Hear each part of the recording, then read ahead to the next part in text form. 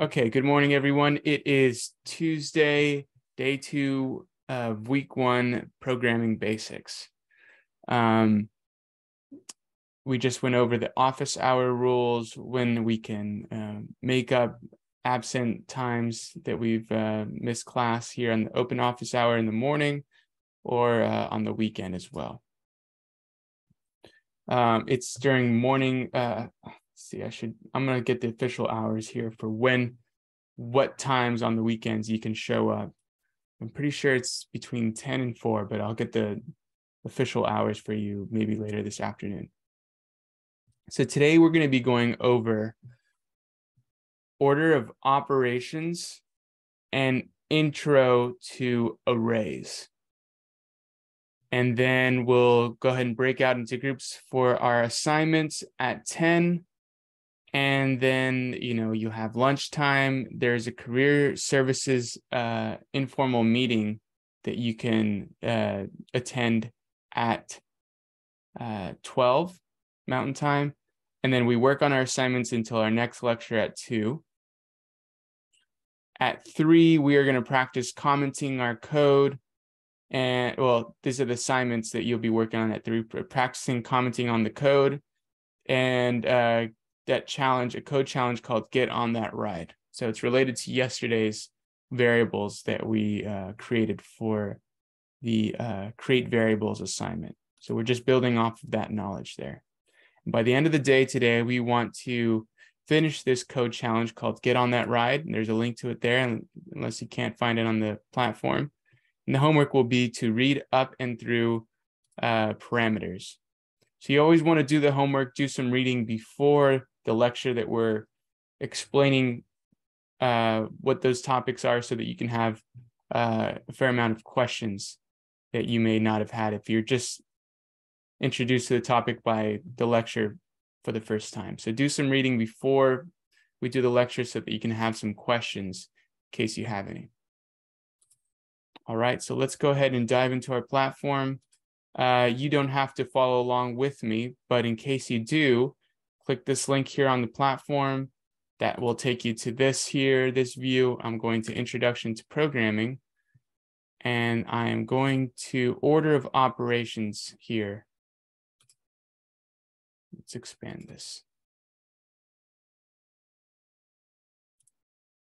Okay. So, can anyone tell me what order of operations means? It's the order in which you perform mathematical operations. Right. So there's that acronym PEMDAS. Anyone remember what this stands for? Parentheses, exponents, multiplication, division, addition, subtraction. Right. So the P is for parentheses.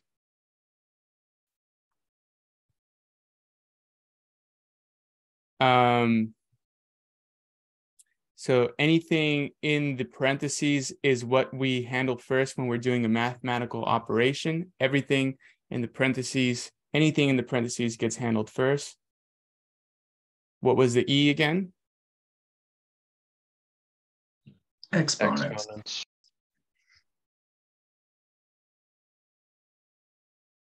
So that's anything like to the power of, right? So like 2 to the power of 2, that would be an exponent.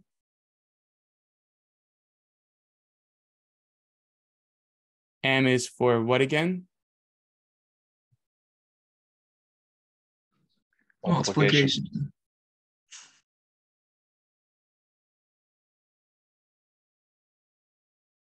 So something like 2 times 2. Then we have D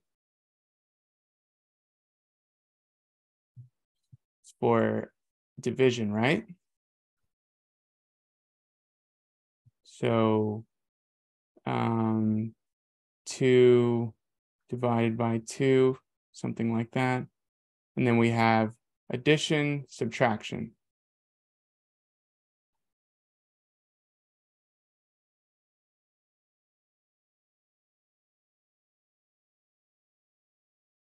You should have all learned this sometime in school. So there's the acronym, please excuse my dear Aunt Sally. I should have made more space, but that's it. Okay, in case you have a hard time remembering it, please excuse my dear Aunt Sally, which stands for parentheses, exponents, multiplication, division, addition, and subtraction. Addition and subtraction, we do at the same time. So there's left at the end there, but these are the orders that we're going to be doing everything as far as mathematics in coding as well. Okay, so this still applies for when we're doing coding. So let's just do, I know it's a little bit mind-numbing, but we're going to do a bit of review. Okay, so 3 plus 5 equals 8. 5 plus 3 equals 8. Doesn't matter what order, which number goes first. Okay, they're both going to equal 8. However, if we do subtraction, if we say 3 minus 5 equals, that's going to equal -2. We start from 3, then we subtract 5 from 3, and we're going to get -2. And if we reverse it, if we say 5 minus 3, then we're starting from 5, then we're subtracting 3 from 5, and then we're getting 2. Okay, pretty simple enough, right? Then we have multiplication. So let's take this one step further, and we're going to say 3 plus 1 times 5. We're going to do the multiplication first. 1 times 5. We notice there's the multiplication sign there. And we're going to do that first. 1 times 5 is 5. Plus 3 is 8. So that's how we get 8. However, if we put the 3 and 1 in the parentheses, then we handle that first. We say 3 plus 1, which is 4. Then we say 4 times 5. 4 times 5 is 20. So we have 20 on the right-hand side. Okay. Let's get a status check in case, for whatever reason, maybe we're not sure. Do we understand how this works?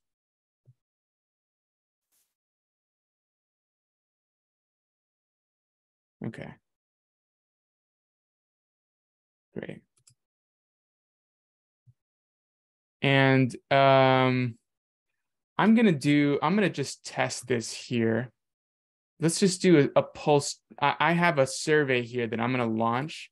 This is the first time I use this. And this will make the results, so it should make the results that only I see them, so you don't have to share your feedback with the whole class. So I'm just going to launch this now. And let's just test to see this is working. So if I launch this, do you guys see that there? Yep. Okay. Let's just see how the feedback looks once you guys fill it out.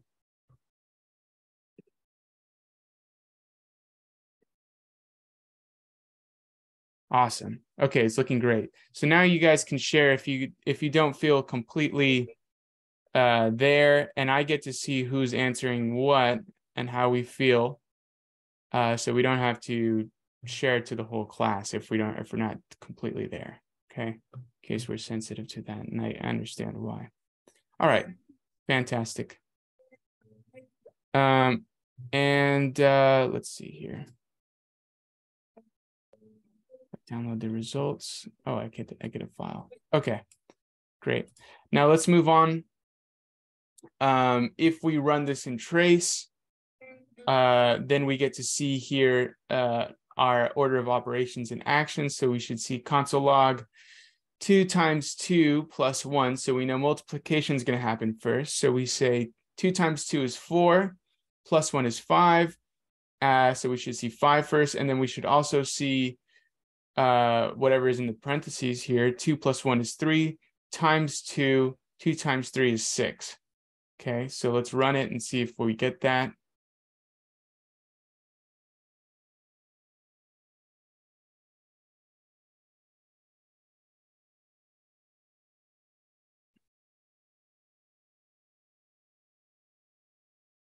should be instantaneous, but because this thing is trying to show us exactly how this, like an instant replay. So then we get 5 and then we get 6. Fantastic. So we know this is working as it should. Okay, so now let's go into the next part here. And we have now our first inbuilt function. So JavaScript has some inbuilt functions. There's some tools that are built into the language themselves. And we're going to put these tools inside the console log so that we can see them print to our special screen. We can see them in action. Okay, so let's go ahead and read over this.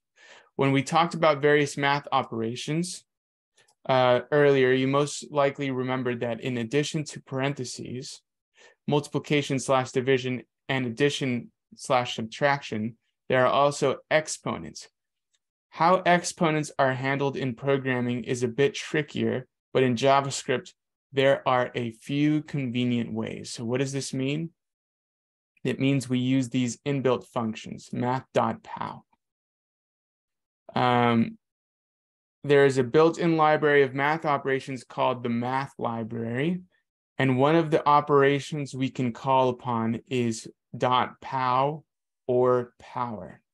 The way it looks in operation is this way. So we have console.log, math.pow, and then we have the first number, 5, and we want to say 5 to the power of 2. So 5 times itself, 5 times 5, it should print out 25. Okay, there's a whole bunch of math, JavaScript inbuilt math operations. And I'll show you how you can find them if you want to look them up. So you go to Google, type in JavaScript inbuilt math functions. This will take you here. And you'll go to a website called MDN Web Docs. And it will have all these different types of math operations. We'll be going over them. But the one we're thinking of now is called math.pow. So this will let us run it. So if I say math.pow 7 to the power of 3, the first result will be 343. And we say 4 to the power of 0.5.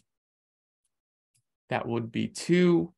7 to the power of -2. Then we get this number here. And then this one is not going to be a number. -7 to the power of 0.5. Okay, we won't get into why. Just know that we can now do exponents by saying capital M math has to be capitalized, .pow for power, and then we input in the parentheses after we call this function, math.pow, parentheses, put the first number, comma, the second number, comma, all within a console log. So that's why there's 2 parentheses at the very end. This is the first layer, and then the math.pow has a second layer containing the 2 numbers there. Okay, we have to provide 2 numbers to the pow function. The first is the base number and then the exponent. In the above case, we're evaluating 5 squared, we'll get 25. Yeah, we already went over that. Okay, then we have, there is a shorthand in JavaScript that allows us to do the same operation as above in action, and it looks like this. We say 6 and a double multiplication sign, and then 2. This will print 6 to the power of 2. So let's see this in action as well. So if we run this,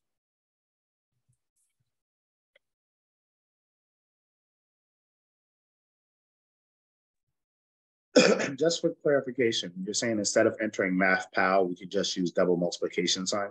Yes, sir. Yep, that's exactly it. So here we are. We got it. Oh, paused it too early.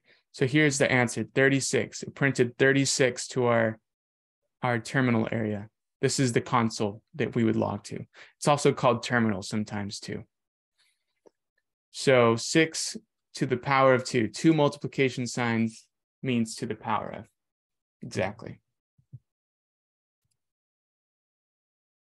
All right, so now let's do a knowledge check. We're going to do a group quiz here.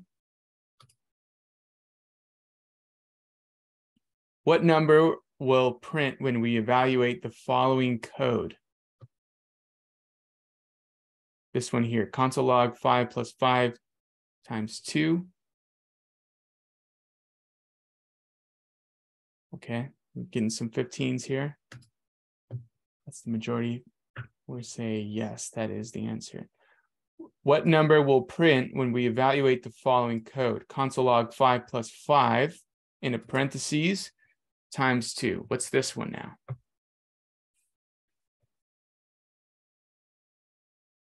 Okay. What number will print when we evaluate the following code? 5 times 5 plus 2. Okay, we say 27. And what number will print when we evaluate the following code? Console log 9 divided by 3 minus 1. We say 2.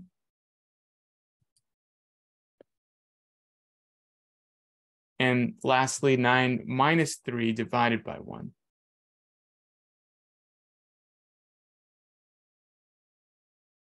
Six, 6, 6. Okay. And we've got it. We've passed elementary math. We can do this. Now let's move on to commenting. Okay, we went over this a little bit yesterday, but now we're just going to talk a little bit more about this because there's more than one way to comment. Okay, so when we start writing code on larger projects or in collaboration with a team of other coders, it can be necessary to add additional context to the code we're writing. While we can add a lot of context to our code by giving our variables descriptive names, think like counts versus x, at times we want to fully spell out what our intentions are. So in JavaScript and in other programming languages, they allow us to do this using comments. So comments are always going to be relative to what we're doing. In this case, we have a variable. We called it like count and we made it equal to 3. And then we see here a comment. We'll see, it says here loop to print out how many likes there are. So whatever this is here, this is going to explain what is this below. So this is a loop to print out how many likes there are. We haven't gone over what this does yet, so don't worry about what this does and what it means. But we know that there's a comment here that explains what this is below. Now we also see here that there is some commented words here that say comment, the /* and then there's some words here. The expected results should be there are 1 likes, there are 2 likes, there are 3 likes. And then we say also */. So this is the way we can add block comments to something. So instead of saying // on this line, // on this line, and so forth, we just want to add a giant block of comments, and we know where it's going to begin and we know where it's going to end. So at the beginning, we say /*, and then we add the n as well, */. This is going to say this, all this here is going to be one giant comment. Okay, so instead of // on each line, we know where it's going to begin and we know where it's going to end. So we say /*, */.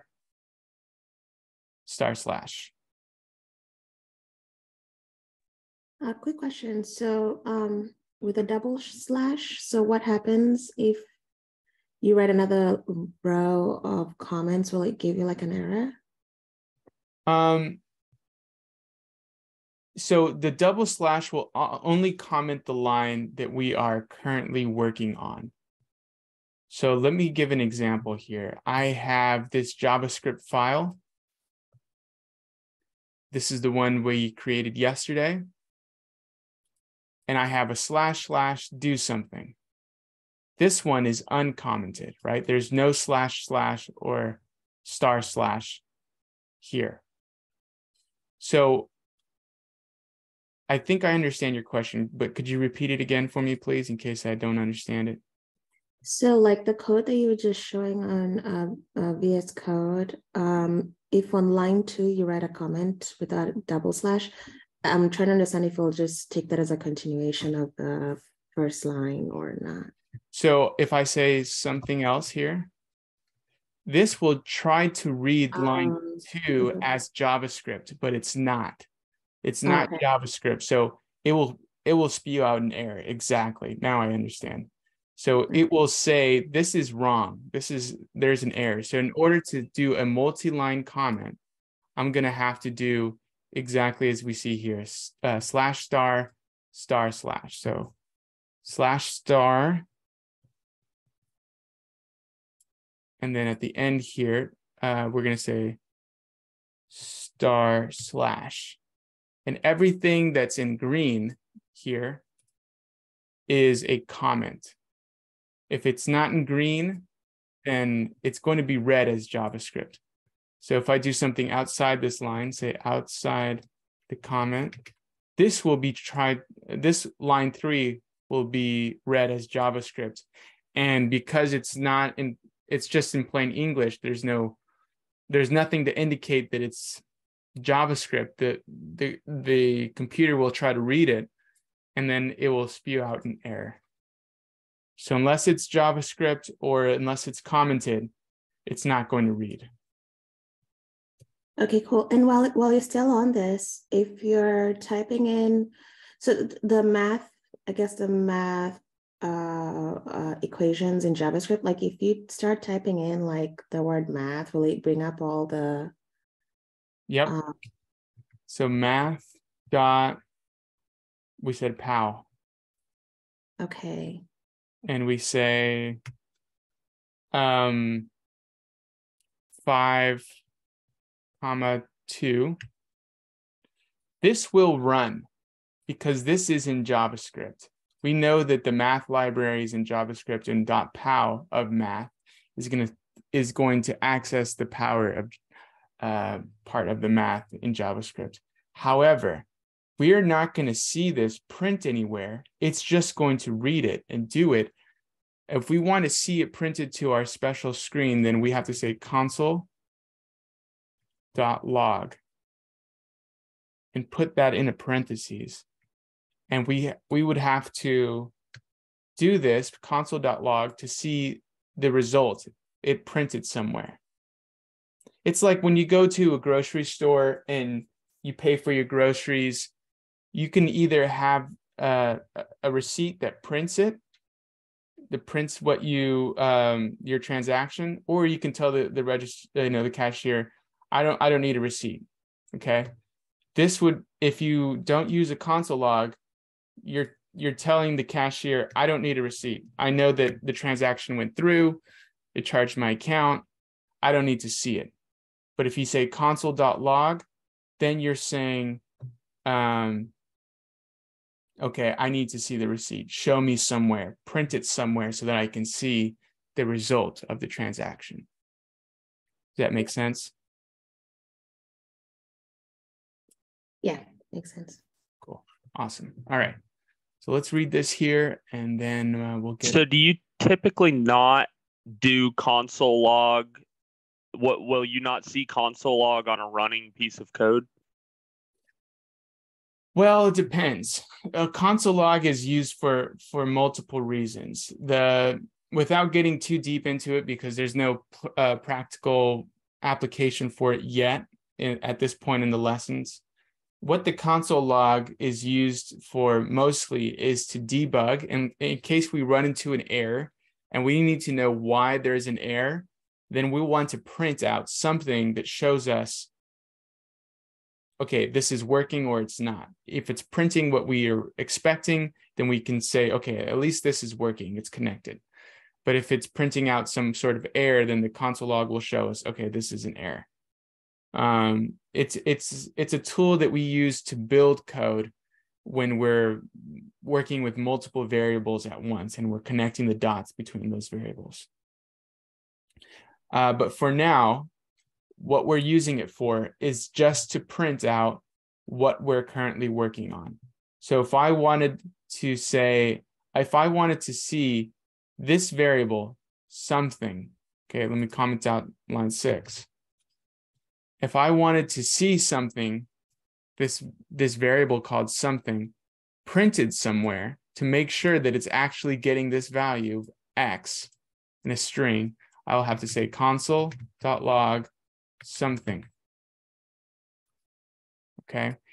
When I enter in the console log the variable name without quotations, just like this in the parentheses, then it's going to give me the value of what that variable is. But if I say console.log and I put in quotations something, it's now going to read this as a string. Remember, because anything in quotations is a string, it's going to just print out the word something, and it's not going to give me this variable's value, which is X. Does that make sense? Yeah, that cleared it up. Thank you. Okay. Cool. We won't get into console log yet. We will in the future, so don't worry. Let's just worry about what comments are and how we can use them right now. So the simplest form of comment is to use a // as I mentioned, followed by the text you want to be commented. Where was I? This is only a single line comment, and on the next line, JavaScript will treat the text that follows as code. You can always have multiple lines that start with // when commenting as well. So you can have multiple lines that say // and that's one way, but a more efficient way would be to add the block comment /**/. The shortcut to comment a lot of code. So for example, if I say, let's say I have a bunch of console logs here. Okay, imagine they all said something different. I just have lots of console logs here, and I want to comment them all at once. I would highlight them, and on my Mac, the shortcut is Command/. So Command is next to the space bar. I hold Command and I press the /, and it will comment them all at once. So it adds // to every single line. Another way I can highlight everything at once is by going to the line number. Let's say this line number is 10. So immediately when I click the line number, it will highlight everything on that line. So if I click 10, hold and drag all the way down to 19, it will highlight all that text there. And if I do again Control/ or Command/, it will comment it out. It's Control/ on the PC. So if you have a PC, it's Control/. So that's the shortcut there. It'll help you save some time if you can memorize this whenever you're coding. Okay, the next form of comment, as we already mentioned, is the /*.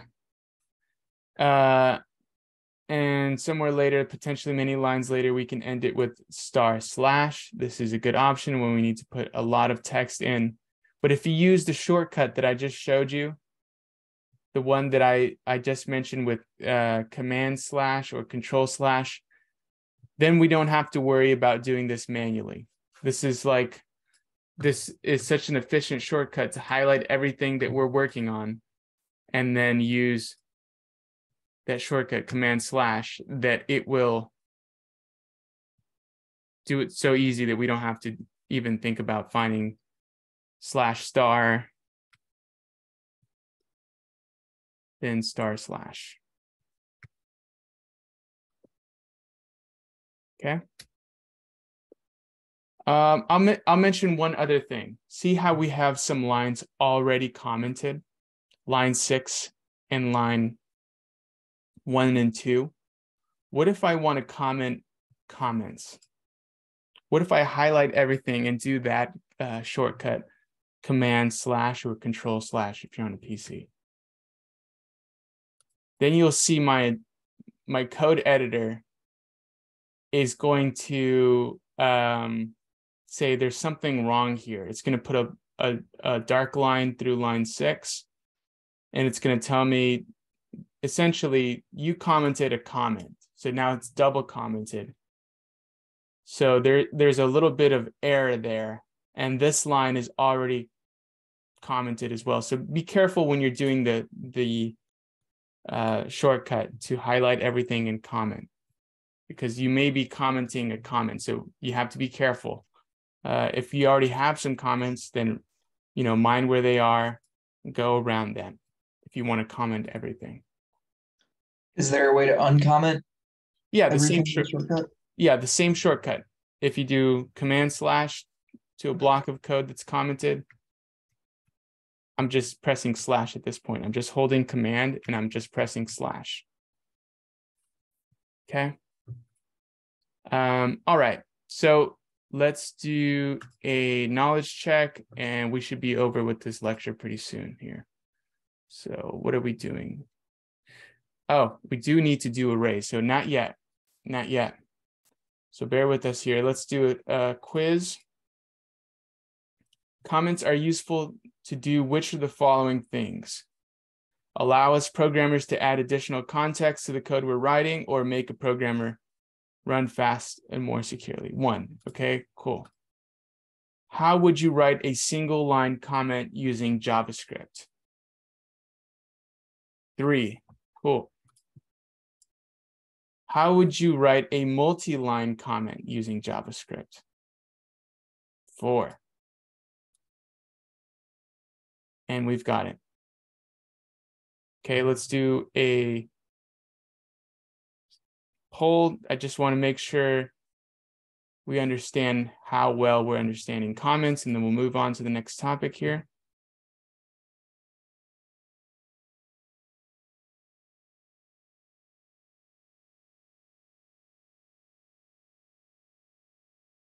Did you guys? It's not letting me hit 10 a second time. It's saying that I already clicked it. Oh, okay. So that's here we are. Oh, I see.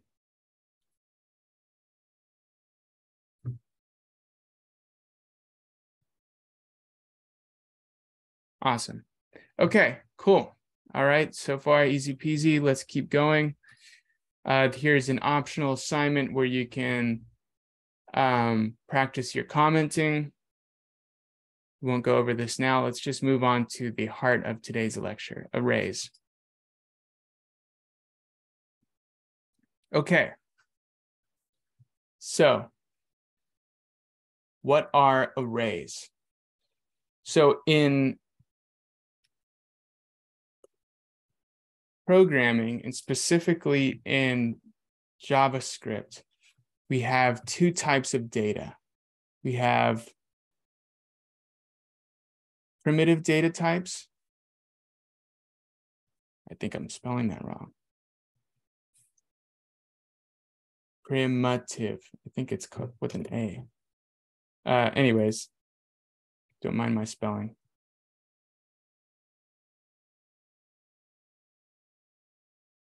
Primitive data types. Okay, and then we have non-primitive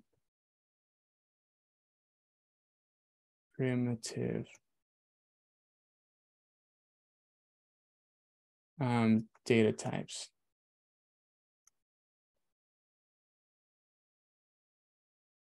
Who can guess what I mean by primitive data types? If you don't already know. Numbers. Numbers, okay.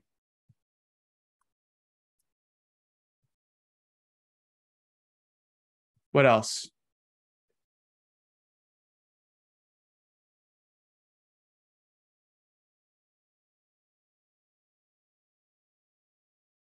Why did we say numbers? Because you can get direct data from it. Right, okay. What I mean by primitive is simple. Okay, a simple type of data. Numbers are just numbers. 1, 2, 3, right? 1, 2, 3. We know that we're only going to get number types when we're talking about numbers. Strings are also another type. And we know that strings are anything in quotations. Anything in the quotation is a string. So it's simple, right? Anything in quotations is string. Anything that's a number is a number. So it's simple enough to understand. What about Booleans? Are Booleans maybe primitive or non-primitive? What do we guess? Primitive, just because Yep. it's true and false. Yes. It's only going to be either true or false.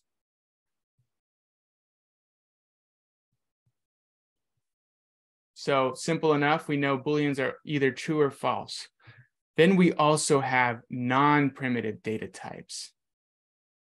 And what these are data types that can take in numbers and strings and Booleans. Okay, it can mix up different types of data. So it's not simple, but it's not primitive. Okay, so we're going to go over what non-primitive, this specific non-primitive type of data. This more complex data. And for that, we're going to be introducing arrays. Okay, so we've learned about storing data with variables and have been practicing with things like strings and numbers. That's great. We know how to store data. But what if we need a collection of strings or numbers? For example, if we are managing an office data and we want to store data about an employee in our application, the following code is just okay. We ideally want to store all these items together because they're related. So we have var user's first name, Dwight, user's last name, Schrute, and then the email, beatbears@battlestar.com. Okay, all these types of data related to Dwight are related to each other. So we want to put them together. We want to squish them together into something that says all these things are going to be in a collection together. So that's where we use arrays. Now we're introducing this topic of arrays. Okay, in other words, it's like a list of things. So this data structure called an array is a non-primitive data type. So it's complex here. We say var user equals, and then we have right here, we see that bracket. And then at the end, this bracket there. So anything in the brackets now is an array. And those types of data, those values here, now we're sticking in the user in as strings, because anything in quotations is a string separated by commas. So we say Dwight, comma, Schrute, comma, beatsbears@battlestar.com. Okay, so here we have var user, and it equals an array of strings, a list of strings. Okay, so we understand this. An array is a list of items. So now that we have this list, we can do things to this variable that has this list of items. Now we have just one variable. If we want to add information, we can use the push method, more on functions and methods later, to add a value to the end of our array. Okay, so now if we start with this same array, var user equals bracket Dwight, Schrute, beatsbears at battlestar.com, and bracket. Now, if we do this inbuilt JavaScript function called user.push, and we'll explain what that means later, what it's doing, though, is adding to the end of the array. It's pushing to the end of the array. Now, if we console log the user variable, it's going to have some changes to it. It's going to be, something's going to be added to it. We now see Dwight, Schrute, beatsbears at battlestar.com, and also the word Jello, because we said user.push. We took this variable, user, we pushed to it this string, which has the word Jello in it. So now our array has one more item. We can also remove from the array. So here we start with the original array, Dwight, Schrute, beatsbears at battlestar.com. And if we say user.pop, we don't have to put anything in the quotes. We already just target the user and we say .pop. We're removing a value from the end. So if we console log user now, we have Dwight and Schrute. So we've just popped off from the end. So push adds to the end, pop removes from the end. What's the purpose of that instead of just writing it at the end? You mean for push? Yeah, or for pop, just deleting it. So this is the way we would add it to the end or delete it. So I think what you're saying is, why wouldn't you just rewrite it and write the whole entire array and then add that new value at the end of the rewritten variable, right? So you're saying, yeah. So you're saying do something like this. I'm going to erase this block here. So first we have this. Why not just say var user equals Dwight, Schrute, beatsbears at battlestar.com, and then Jello. You could do this, but the reason you don't want to do that is because then you would have to either copy it manually, or you could have copied it by highlighting it and copying it in this array, and then adding Jello. Spelled it wrong. But then that adds more work for the developer, because what if you have an array with millions of items in it, right? It's so long that you're going to have to spend maybe a couple minutes just highlighting and scrolling down on the page, and it's just going to keep loading and loading and loading. We just want to do a shortcut way to add to the end. We're just going to say, just push this one thing to the end of this array that I've already called. In the future, we're going to be working with large data. So it's not going to be so small like this. We have to practice with something small in order so we can see the result. But the reason is because we're going to be working with large arrays. So if we want to just push something to the end of the array, then that's how we would do it. I think one of the things I was asking is, why can't you just add the word Jello to the original code? Right. And so what I'm saying is, because in order to do that, we're going to have to take that original code. So here it exists in its original form, right? Line 10.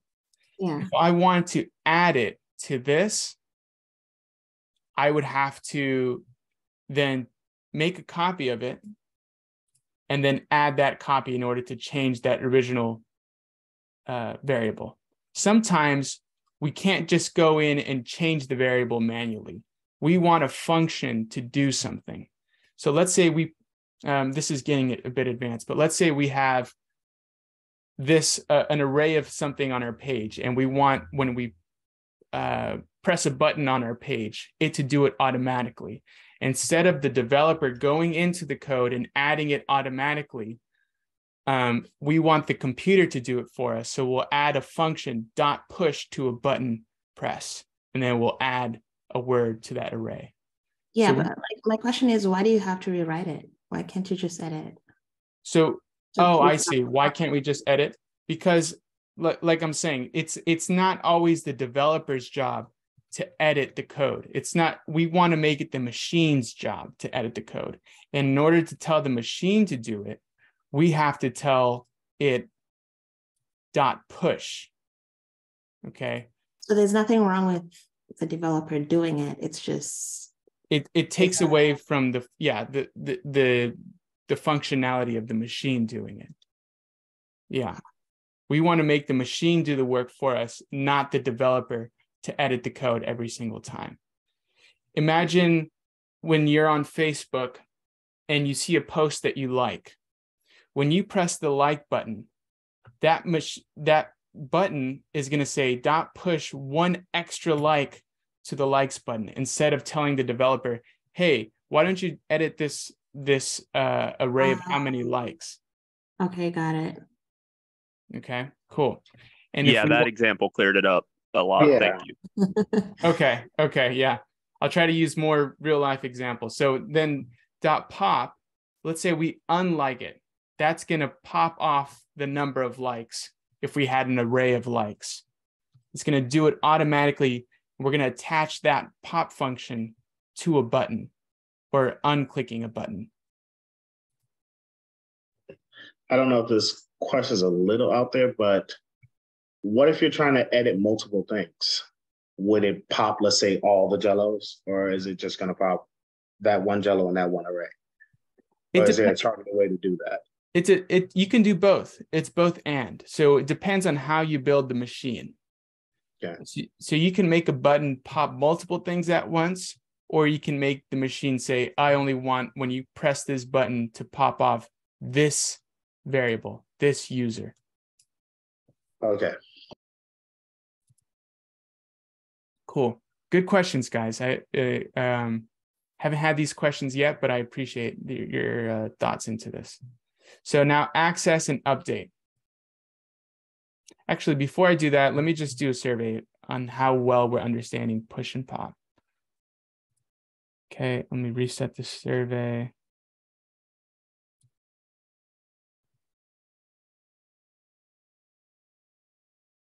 Here we are. How well we're understanding push and pop.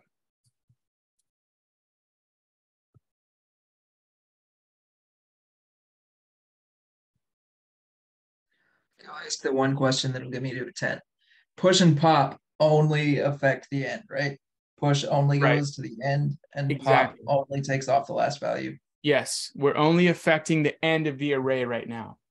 Push adds to the end, pop removes from the end. We're only affecting the end of the array. Cool. So I think you guys are getting this. So access/update. To access or update values in an array, we use index numbers. Okay, let me go to the Blackboard for this. So let's say we have var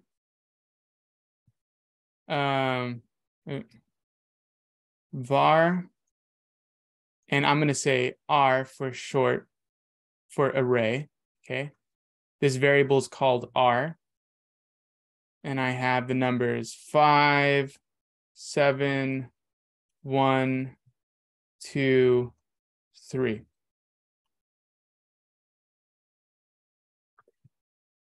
We have how many numbers in this array? 5. 5. Okay.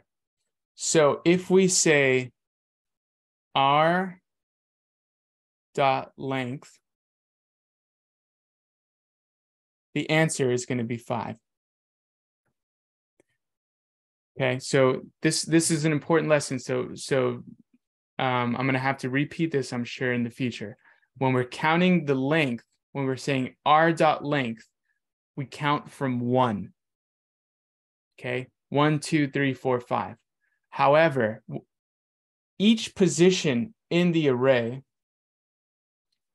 is called an index. Okay, this is an index. This is an index. All of them, all the unique positions in the array are called indices or indexes. Okay. Now, 5, when we're counting indexes, we start from 0. Okay. So this is at index 0. That's 1, 2, 3, and 4. The length is still 5. If we're counting the length, it's 5. But if we're trying to determine what position 5 is in this array, this number 5 here, it's at index 0. Number 3, this number in the array is at index 4. Or we can also say it is at R dot length, which is 5, minus 1. That is the index position. Did I say minus 4? I meant to say minus 1. No, I just messed up here. Minus 1. Okay, R dot length minus 1 says, look at the length of the array, minus 1 index. That's the index position that I want you to look at. Okay, so there's a slight subtle difference here between looking at the length of the array, which counts from 1, and looking at the index positions starting from 0. Okay, so I'm going to do another pulse check here so that we can understand this. So I know that we're getting this. Difference between counting the length and counting the index of something. Now I'll explain this more as we go along. Do we understand the difference between counting the length and counting the index?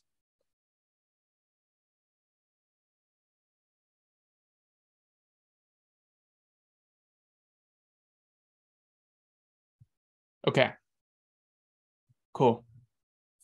So then let's move along and we'll see more real life examples of this. So to access or update values in an array, we use the index numbers, with the first value being at index 0. Okay, so we have var user Dwight Schrute beats bears at battlestar.com. Then we say console.log user, okay, that's our variable, user, and then we say bracket 0 closing bracket. So that is looking for index 0 of our variable user, which we know is an array. So that would output Dwight. This is going to output Dwight because it's looking at index 0, and we know that we're counting from 0 from the start. So when we look at this array, we're saying, okay, 0, 1, 2, 3. 0 is this position, user is this variable. So when we're saying user at 0, it's going to give us Dwight. Okay. User, now here we're saying, I want the user at index 1 to equal Martin. So what this means is that we're taking this variable user, we're looking at index 1. So 0, 1, right now it's Schrute, but then we're saying here on this third line, now make it equal to Martin. So then when we console log our user variable, it's going to be redefined with that index position 1 now being Martin. So now our output should be, Dwight Martin beats Bears at battlestar.com.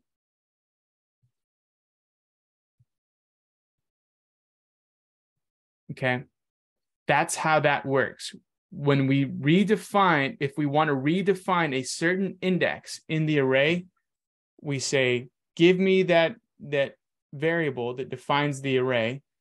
Now, bracket the array position, the index, and then redefine it to be Martin in this case. Now console log this user.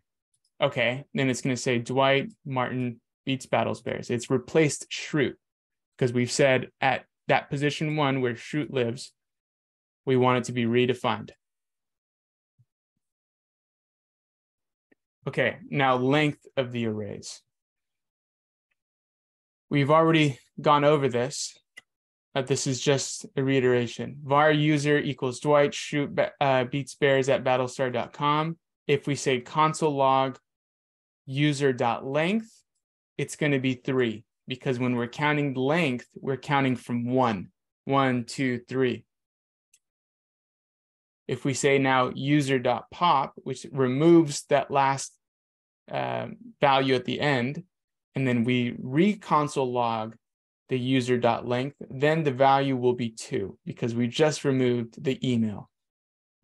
Beats Bears. Are you able to add comments the way that they did here? Add comments to the code if I'm, yeah, I can do that. Well, I mean like how they have it in the same line. Are you asking if it's proper to do so or if I'm able to do it? Will it work? Yeah. Just like that. I've copied the code and I can add comments. The reason they have comments in the same line here is so that we don't get mixed up. But the proper way to add comments is to put it above the line of code. So I would typically say below should print 3 or below should print 2. Gotcha. Okay. Okay, cool. I have a question about the use of the brackets and the parentheses. I'm kind of confused, especially the code under access update. So you have some brackets, you have some parentheses, you have a bracket. Which one here? On this section where my mouse is here? Yeah. So when we call a function, console log is a type of function call. We use parentheses. When we're referring to anything related to an array, then we use the brackets. You see how the array starts in the brackets? Yeah. And if we want to say a position in the array, then we use the brackets to name that position, that index position. Okay. Does that make sense? Mm-hmm. Cool. I appreciate the question, guys. Don't be shy to ever ask questions. I really like your guys' participation. So that's a good point. Anytime we want to refer to anything in the array, we use brackets, especially index positions, right? User at bracket 1, bracket, we're saying in the array at index 1. The parentheses is for function calls, like console log. If we want to console log something, we say parentheses, and then in that parentheses, whatever we want to call. In this case, we said a user. So it's going to call that whole user variable. But at this point, it's been changed, right? Because we said user at 1 equals Martin.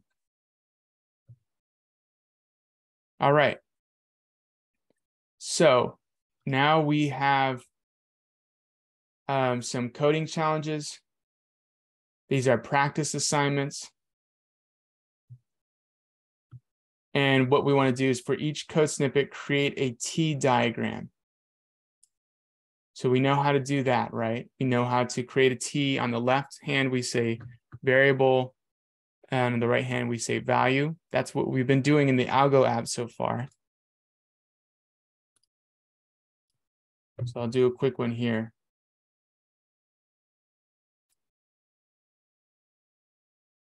Is this a mandatory assignment? Because it says it's practice on the assignment checklist, but then when you click on it, it has a C on it for like a core assignment type. Okay, let's see you're talking about on the schedule, it says core? Well, yeah, on the schedule, it has the assignment, right? But then when you go into the coding dojo, like our main page with the assignment checklist, right, for introduction to programming, it has the code challenge predict 2 as a practice type. Yeah. Right. If you go, yeah, so it has a P right there. Yeah. But then when you scroll up on the main, if you scroll up where it says code snippet, if you go back, go to the other side. If you go back, no, to the other page. Right. Okay. If you scroll to the top of that where it says code snippet, right, it says C as a core, like that means core, right? Okay. So yeah, that's wrong. Whatever is on the left-hand side, and I'll make them change this. So they just recently built this whole area. So good observation. Whatever is on the left-hand side here with the P, that's what really defines it. And if you're ever confused, if we go to the helpful links section, assignment checklist, this is the definitive list. Anything in yellow is core. So when we look at the schedule here, and it's saying at this hour, we should be working on predict 1 and predict 2. It's saying you should be working on these practice assignments, but it's technically not necessary you complete these to be eligible to pass this whole course. But you should be at this point to be able to do this. Okay. All right. Good questions. I will point this out, this C, make sure it doesn't stand for core. Okay. So when we do T diagrams here, what we're saying is we want the variable on the left and their values on the right. So this first variable will be contact info. Oh man, it's disappearing on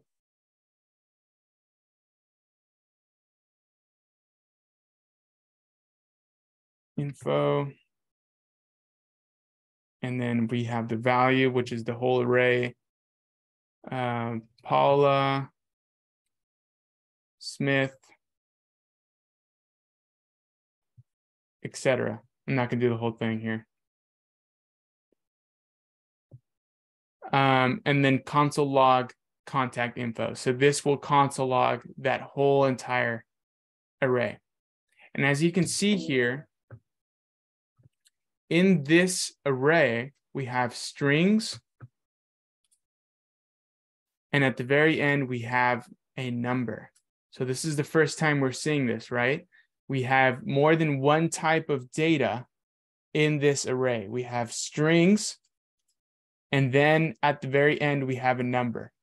This is allowed in an array because an array is a non-primitive data type. It's complex. It's not simple. It can be complex. So it can have strings and numbers.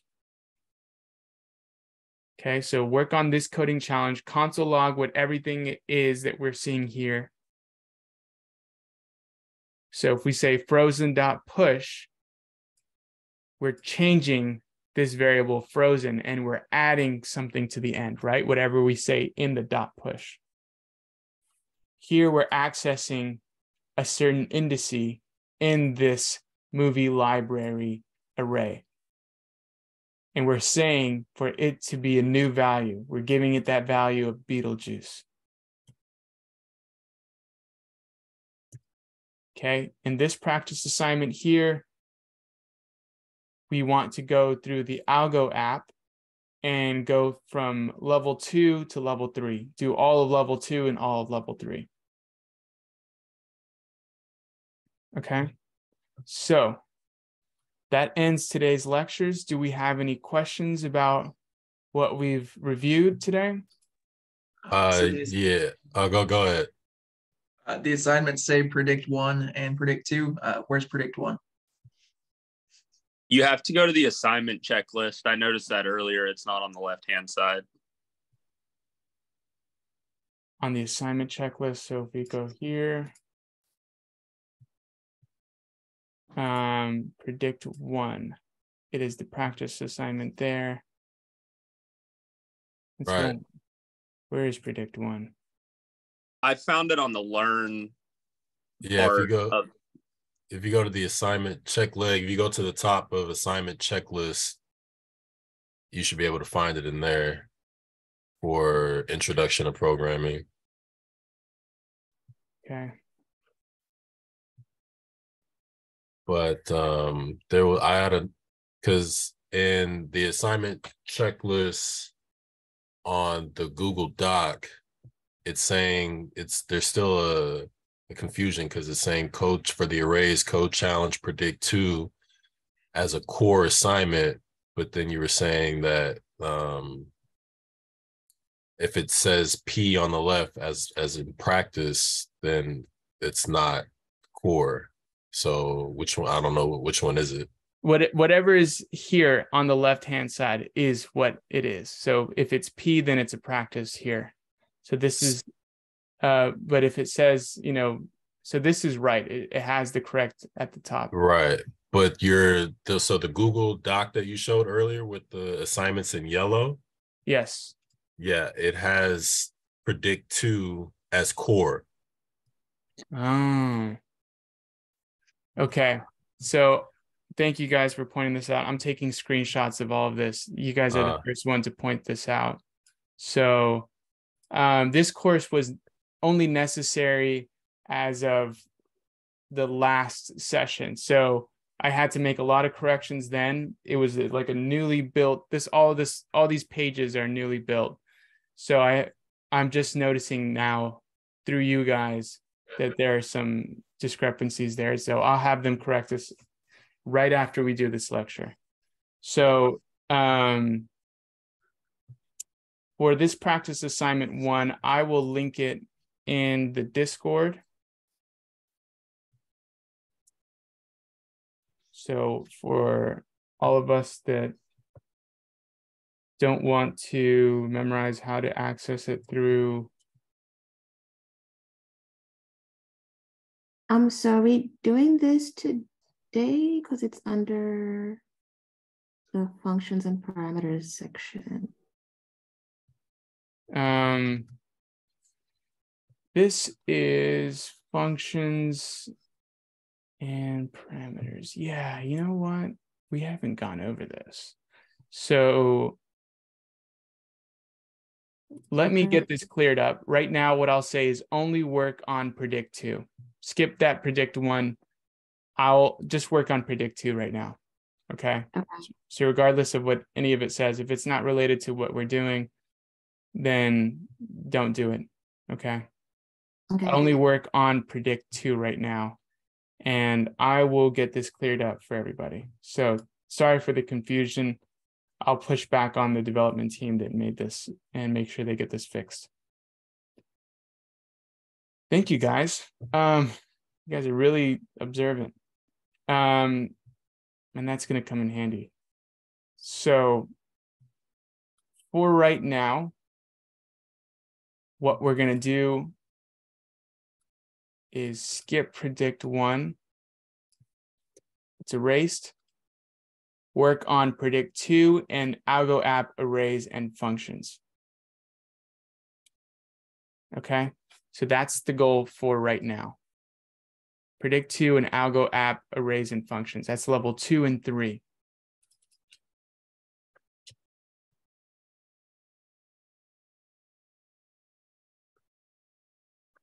Then there is a career services office hour. It's an informal meet and greet. And then go back to working on your assignments. You can go ahead if you'd like. I encourage you to keep working ahead if you'd like. And then 2, we're going to go over more commenting and conditionals, conditional statements. Okay, so work on further assignments if you'd like. The order that we should be working on is everything from top to bottom here. So if you go through this and then you go through level 2 and 3 of the algo app and you want to keep moving on ahead, read all of this in conditionals and then start doing this challenge. Get on that ride. If you finish this, then go to loops 1. This is day 3 stuff, but the more you get ahead, the better. It's better that this week will be boring for you than challenging.